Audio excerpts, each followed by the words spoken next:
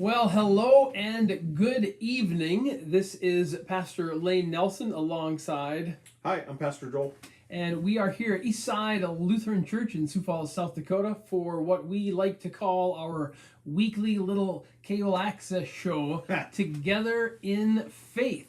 So happy you have found us. So glad that you are participating with us, whether you are live or watching this a little bit later. We are thrilled that you are here as we continue talking about our faith and the faith of others, that we might then grow in our own. That's kind of the little theme behind this cable access show. We have a nice evening shaping up here in Sioux Falls. It's July, but it's a little cool. We've had some hot weather. Lovely is the word that I would put for this weather. I know you think it's cold. I have a little jacket behind me because it's been cool yesterday and today, both, at least for my liking. We get so few days of summer in this state that it's nice to have the hot ones actually be hot. You know? Well, that's one opinion. Well, it is thrilling to have you jumping in here. I see that Marlis has joined the conversation. So hi, right back at you, Marlis. So wonderful to have you here. Miss being able to see your face. I pray all is going well with you. Good evening also to Mary Jo, who has jumped in. May you be having a wonderful night as well. A couple of things to talk about as we are getting ready to get a little deeper into the conversation. Yep. First is a reminder that we have a worship service that's been going on for shy of a year now on Saturday nights, but we're finding that people are still just kind of finding it, if you will. Mm-hmm. So Saturday at 5:30 we are worshiping with one another, and it's really been kind of picking up some speed, if you will. People have really been finding it an enjoyable worship experience, so that's kind of fun. You know, Pastor Lane and I, we take turns at that. It's whoever's preaching. So I don't know exactly what the flavor is when you lead. I kind of know how I lead it. I think they're relatively similar. Well, that's a benefit of the service, is you don't have to put up with both of us at the same time. Well, I don't know if that's a benefit, right? But I was going to say, I would say it is very similar to Sunday, with the exception that, or the thing that I always introduce it as on Saturday is that we, it's a little more relaxed. We don't do Lutheran calisthenics. And so we are practice an upright spirit, but we stay seated more of the time. And it's a little bit more of a relaxed Saturday service. So I don't know if that's how you would describe it. You know, I wouldn't describe it that way. Oh, all right, okay, all right. But I understand it that way. Right. Yeah, very much so, very much so. I think that it's a very nice way of saying it. But for me, what I find is that at that time of day, and this is way off the topic, I was not planning on talking about this, but what I enjoy about worship on Saturday evening is by then most of the to-do list stuff is done. Sure. And you have a chance to kind of sit, and you're in a different mental space than you are sometimes on Sunday morning. Yeah. So you take in things differently, and the light coming through the stained glass is different in the evening than it is in the morning, and you can sometimes be in a more ready place to encounter God and the Spirit and what that might be doing. Sure. But I say, why risk it? Go both, Saturday and Sunday, right? Sure. Oh, look at all of these people who are jumping in. Hello to Colin and Harriet. Wonderful to have you with us tonight. Good evening to Miss Connie. I would love to go to Houston and be hot and all of that stuff. So I just need to now figure out how I can work that into my schedule. By the way, it was lovely to see Connie over the 4th of July weekend, so kudos to you. Please greet your adorable husband for me. I've never called him adorable before. That's going to come back to haunt me. Kathleen, I'm going to just not say too many more comments now. Nice to have you here, Kathleen. Bonnie, so fun to have you here tonight. Dixie, good evening, and good evening. I'm assuming Jean is probably over your shoulder, so nice to have you all here. Welcome to our conversation. All right. Now, a little bit of disclaimer as we get ready to jump in tonight. You might have noticed, I'll put that back up again. It says, Together in Faith, why the ELCA? Well, that in and of itself is enough to get people nervous and anxious, right? What's going on? Nothing is going on. But it's an interesting topic, I think. And it comes up in conversation every once in a blue moon. So the little disclaimer is that tonight's discussion is going to be very personal, more than academic, and full of opinion. Sure. And you are welcome to hold your opinion and to put that in the chat as well as we think through some of these things about why the ELCA.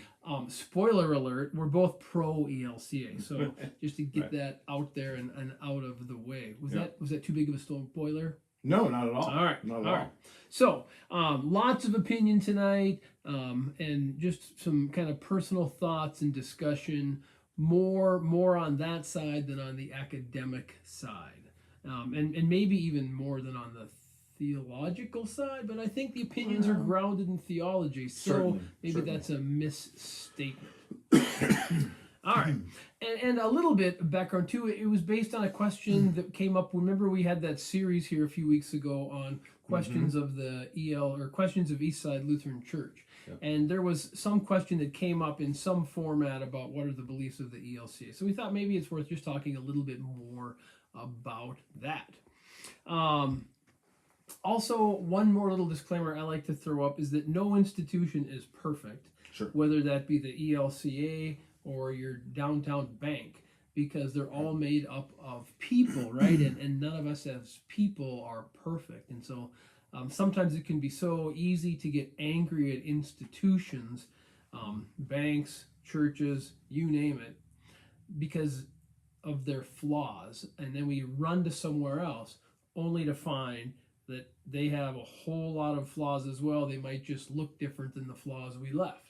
So that is something I think that's always important to keep in mind. And, oh, look at that. Judy has jumped in. Nice to have Judy, Arizona, and South Dakota. And good evening. I enjoy both, but prefer Sunday morning. Well, thank you very much. That's a wonderful opinion. Nice to be able to share that. There is also just something about Sunday, right? Sunday worship. Oh, and Wayne is here. Hello. Wayne is wonderful. Wayne is wonderful. That's my mantra. All right. Similarly, along with why the ELCA, I want to pose this question to you. I realize I've been doing the majority of the talking. Well, that's all right.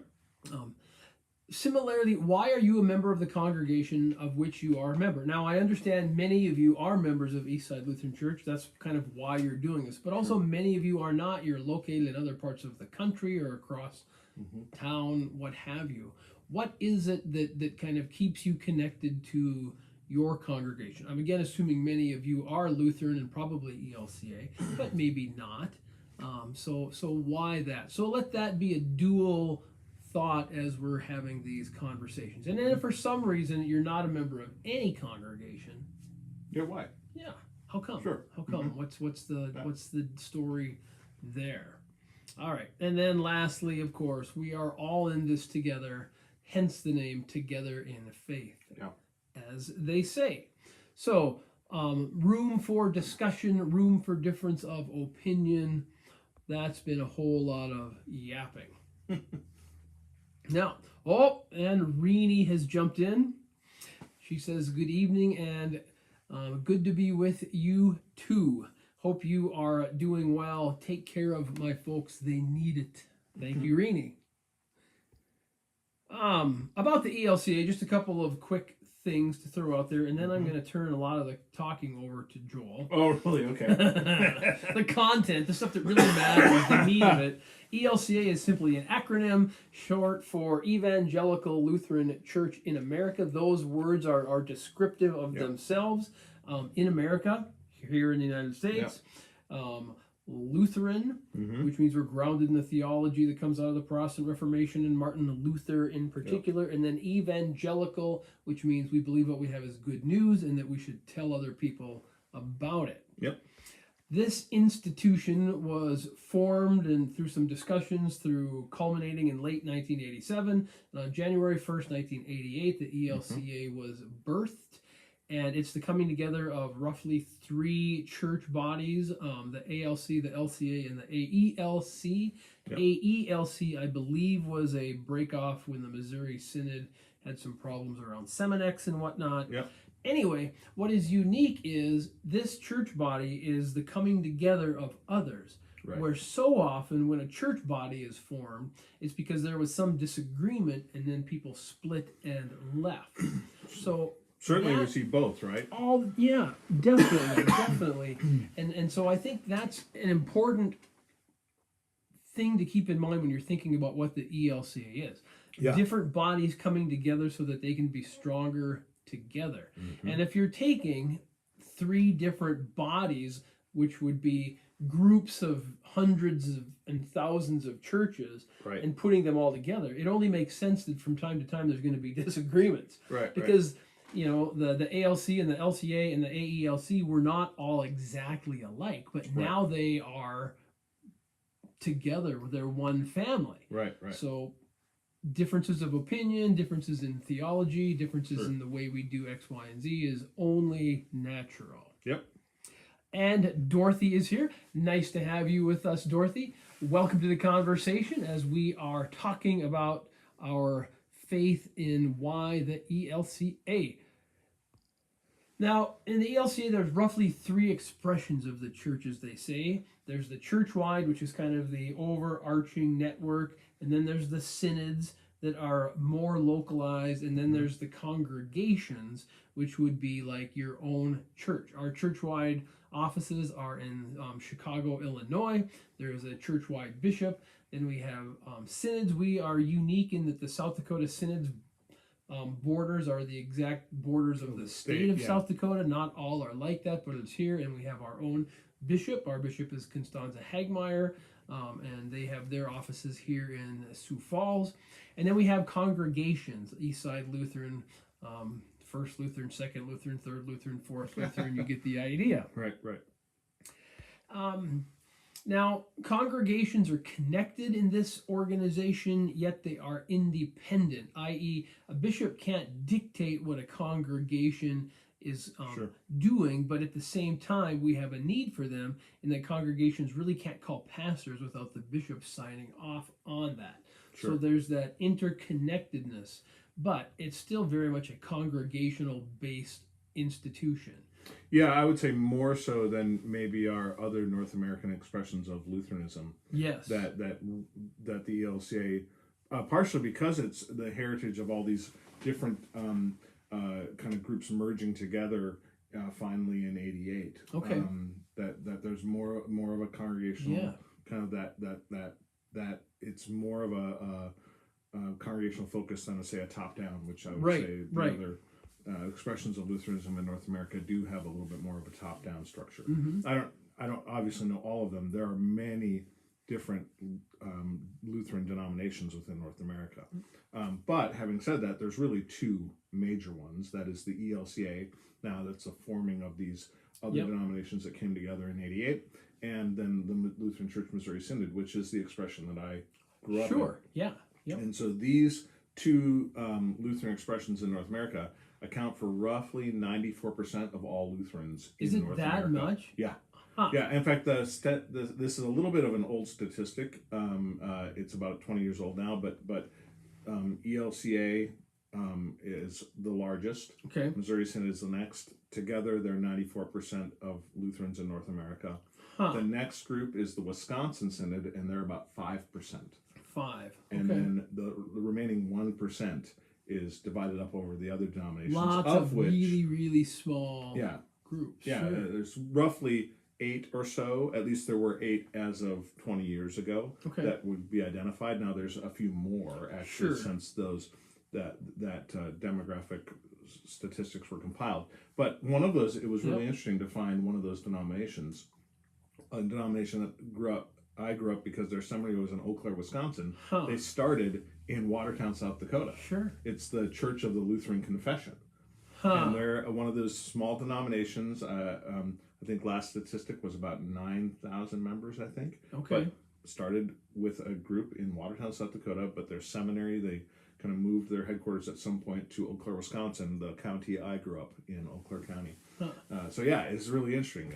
Those kinds of connections but for Lutherans. still Lutheran, yeah. Oh yeah, definitely. Well, I mean, again, I Yeah. brought this book up at one point in time, not so far long ago, but this is the Book of Concord. This is kind of the writings of the Reformers, Martin Luther being preeminent of them, but also lots of others. And this is a book that we would all, as Lutherans, kind of look to for what are kind of the Lutheran thoughts.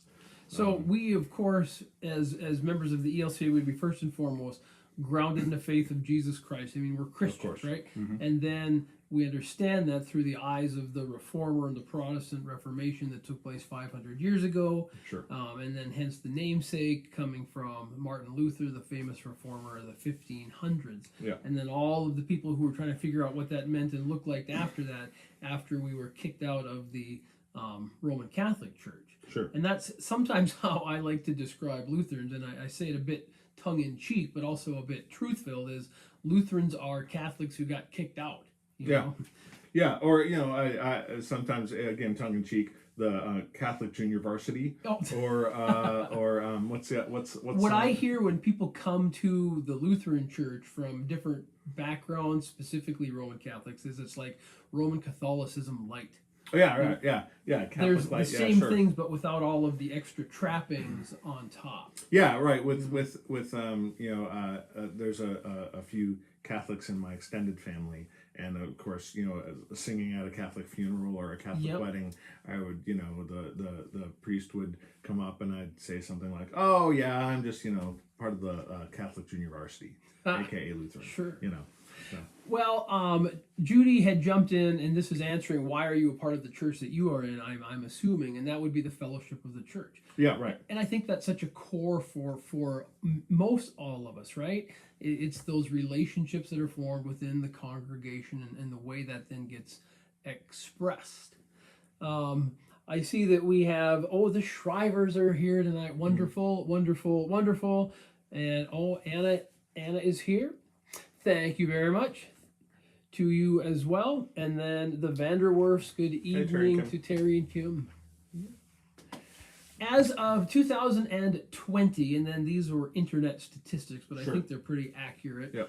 The ELCA had 3,140,000 members. Mm-hmm. That is divided across 8,894 congregations, including Eastside Lutheran, and across 65 synods, including the South Dakota Synod that we talked about. And then this was interesting. Grouped in that, they stated that there are 150 independently supported missionaries of the ELCA.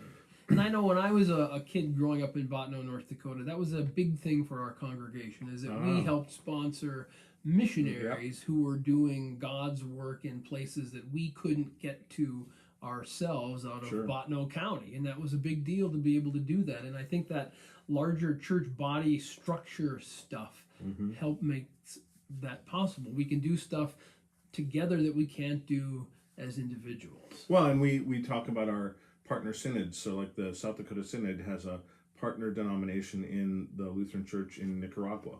Right? Oh yeah. And we have a partner denomination in the Lutheran Church in Cameroon. Yes. And we also have a partner synod in the Sierra Pacific Synod of the ELCA. And so those kinds of partnerships, that to go to Judy's point about, it's about fellowship, right? Yep. It's about this connectedness, and maybe I can't say that it's the same. Say growing up, certainly the Missouri Synod has partners too, but within the ELCA, I think some of that is done with some intention because we are a church that we were brought in, merged together, and so how do we practice this intentional community, this fellowship? We have these partner synods like the Sierra Pacific Synod. We have partner denominations like the Lutheran Church of Nicaragua and the Lutheran Church in Cameroon. Yep. And so, those are really great things.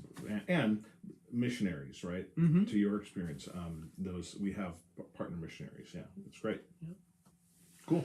Well, as we were talking about why the ELCA topic, you started to talk about your own background and how you came to be a part of the ELCA. Yeah. Because, and I can share a little bit more about this later, but I mean, I was roughly birthed into it, right? Yeah. And so some of the stuff you just take because that's a part of the family you were born into. Sure. And there's going to be good stuff and there's going to be garbage, but I mean, you're just kind of birthed into it. Mm-hmm. But you have a different perspective, which I think is important to share in a format like this. Yeah, I mean, it is interesting, right? So for Judy and for those of you who grew up here at Eastside, and this has been your home church for your whole life, maybe multiple generations of your family, what a rich and lovely heritage.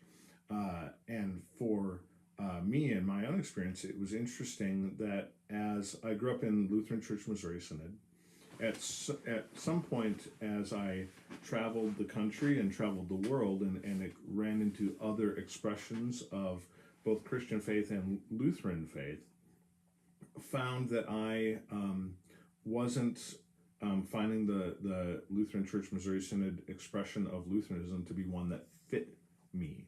And I had this question in my 20s about, well, where do I fit? And the question was so open as to, am I Lutheran or not? And so early on in my marriage with Amy, we started just reading. We had this practice of reading out loud. And so I brought one of the books that was really formational in that, and it's this book called Authority Vested, and it's we're getting a little more of a close-up on you. Oh, wow. Yeah. Okay, then there. So Authority Vested, it's by Mary Todd.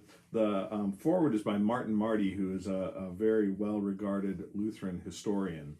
And it's the byline of the book is a story of identity and change in the Lutheran Church Missouri Synod. And so this Authority Vested book, Amy and I read this out loud to each other while driving around the country playing shows. So we're like total geeks, right? So, but we really do get into church history, and for us, for Amy and I, we were trying to figure out, well, where do we fit as adults? And we didn't feel that we fit in the Missouri Synod in that particular kind of nuanced take on this and on the Bible and how we read the Bible. And there are differences on how, say, the Missouri Synod reads the Bible, how the ELCA reads the Bible, and lots of other expressions. I don't know that I've heard of someone who became a part of the ELCA because of a book. I mean, not the Bible and not the Book of Concord and not Yeah, well, this isn't the only one, but sure. This is Amy and I got together with a couple of Lutheran pastors this afternoon for a text study. Okay. And so just reading the text, the scriptures for this next week.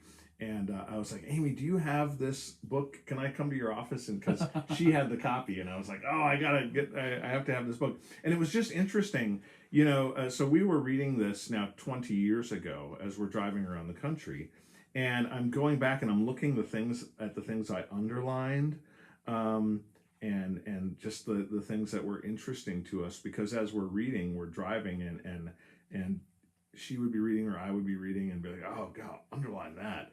So it is almost like a time capsule for our faith together as a married couple, and as we were, what is it that we hold to be important? Yeah. And so that process was part of our process of moving into the ELCA, choosing this expression of Christian faith, and even maybe more specifically this expression of Lutheranism.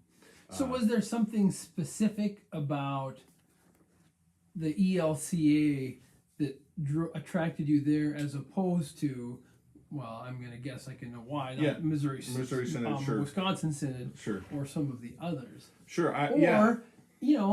It could have been anything else. It could have been the Methodist Church, or it could have been the Presbyterian, Episcopalians.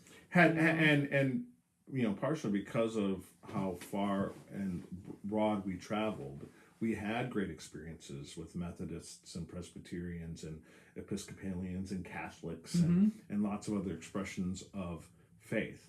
So we had really beneficial experiences, I would say, lots of them really great. And so we're like, wow, this is great. And I think that one of the things that was very attractive to the ELCA is that it is a big tent, that it does attempt to hold in balance. It's a big expression of Luther when he said we are both sinner and saint at the same time, that we have these kind of broad things that kind of are different and hard to balance, and yet we do that. And I just think like that was really attractive to me, partially because growing up in a tradition that attempted to be the one and single kind of expression of this is, and really distinctive of this is right, this is wrong. Well, there are versions of Lutheranism that hold, if you're not a part of their version of Lutheranism, chances are pretty good you're not a Christian. And that sounds like a bit of an overstatement, but in some instances, it's not. Well, and I think one of the things that's attractive for me related to that is that, together we can hold one another accountable. Certainly. But yet there is room for difference of opinion, understanding that just because you don't believe exactly the way I believe about, and we'll just say the hot button topic of the last few years, homosexuality, sure, you're still at the table with me, and you're still a Christian even if you disagree, on that issue. Big issue right now, of course, with the Supreme Court justice and abortion and all of that. There is difference of opinion even within the church body, even within any given congregation. But yet, our understanding is that we can hold that difference of opinion, yet still sit with one another and pray to God and try to be faithful as we go about our life together. Well, and again, coming out of my own experience, my faith has been so deeply enriched by faithful gay Christians. My experience has been so deeply enriched by faithful trans Christians, by my faith deeply enriched by faithful Christians who are adamantly pro-choice and pro-life at the same time. And so to honor those fellowships, again, back to Judy's question, this is about fellowship. Yeah. Like what kind of church could I exist in that would honor all of these relationships? And I have found it here in this expression that we know as ELCA. And so I just think it's something worth lifting up and celebrating. And it's great. It's great. It's not easy. No, it's work. Yeah, it's work. It really is work. Yeah, it turns out fellowship is work, and it's good work when you can get it right. Because boy, the alternative is.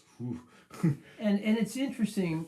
I mean, it's one thing to stand up in front of a congregation and spout stuff on a Saturday or Sunday, right? Sure. But it's a whole other thing to enter then into somebody's home or into somebody's hospital room and see the stuff that they're dealing with on a daily basis. Sure. Some of which, has them asking those kinds of questions. Can I really be a Christian if this stuff is going on and happening to me? Yeah. And there's room at the table in the ELCA to be able to meet those folks where they are at. Mm-hmm. Hopefully in a non-judgmental way, but then to walk with them to a place of healing and to let them know that they are loved even in their own personal quandaries and struggles and those pieces. Yeah, and I think if we wanted to take this further, I think we could have some good conversation with our siblings who are in other expressions of faith. Though I would say that I find the ELCA to be the one that honors those experiences of LGBTQ Christians, of people who have experienced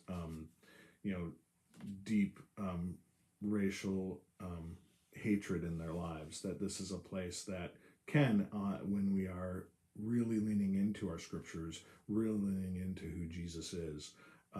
That this can be a faithful place where we can come together and practice what Jesus practiced, an open table, And that's a beautiful thing. Which is why a lot of my sermons I end up pointing to the table, because that was that for the Missouri Synod. That's not an open thing. Yeah. Isn't it interesting? And I hadn't thought about that until right now. But if you worship with us in person or online, you will notice that you do point to the table a fair amount in your sermon. Yeah. And I point to the font more often. Sure. You know, we both gesture to both. I mean, those two sacraments that we as Lutherans hold so close, baptism and Holy Communion. Yeah. But yeah, I hadn't really noticed that until just now. Yeah, and of course, Missouri Synod Expression of Faith would point to both of those sacraments too. Yeah. Again, because we actually have these founding documents, the scriptures, and we have this in common too. Certainly how we read it, we put emphasis on different syllables, right?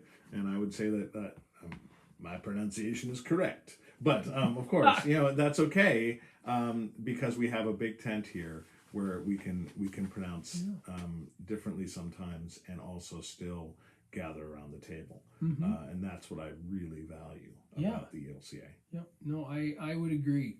And I also appreciate we are big enough to have structure, and in that structure we hold one another accountable. Now again, like I threw up way early on, no institution is perfect, and I certainly get that. But the size is able to have those places where they keep us accountable to the gospel, but then they also afford us to have things like seminaries to train pastors and to give them a good background, so that people aren't just getting stuff kind of off the cuff or from their own personal training. And that's another reason why people go to worship too, kind of a side thing, is to keep us comfortable. Because if we're left on our own and it's only us and our own theology, it's pretty easy to start going off out in left field, Yeah, right. Yeah, I mean, I think that that is, exactly. Left to our own device, there actually isn't a way to practice Christianity on our own. As weird as that sounds, in a capitalistic manifest destiny country like we are in, faith is a group thing. It's a communal experience. It's a plural. Our Father, not my Father who art in heaven. It's our Father who art in heaven. No, I do tend to think that, and that's the value even in our increasingly individualistic kind of society that we bring to it, and that's a tension within, I would say, some of our Christian siblings. It's not. I would say Lutheranism is at its heart is about group expression, about statements of concord, of how we come together, more than it is about one's individualistic kind of experience. Certainly our experiences are part of it, right? But it is about this kind of group expression. And I find the big tent of the ELCA to be a beautiful group expression. And it's a great mix of congregation and church-wide, somehow tied together by synodical work. And because we're certainly not as congregational as the Congregationalists. Sure. Yeah, I would say like the but UCC. We're not as overformed as would be like Roman Catholicism or Missouri Synod. Again, these are overstatements. Yeah, right. Well, I mean, different forms of what's the word? It's not polity, but the way we're to form together. Yeah, I think I really had great experiences in United Church in Christ, right? Yeah, Congregational fabulous churches. denomination. Yeah, really, really great, and are even more decentralized than the ELCA. I value that the ELCA does have some central kind of things, but there's some really great things that happen. Common threads that really tie us all together. Yeah.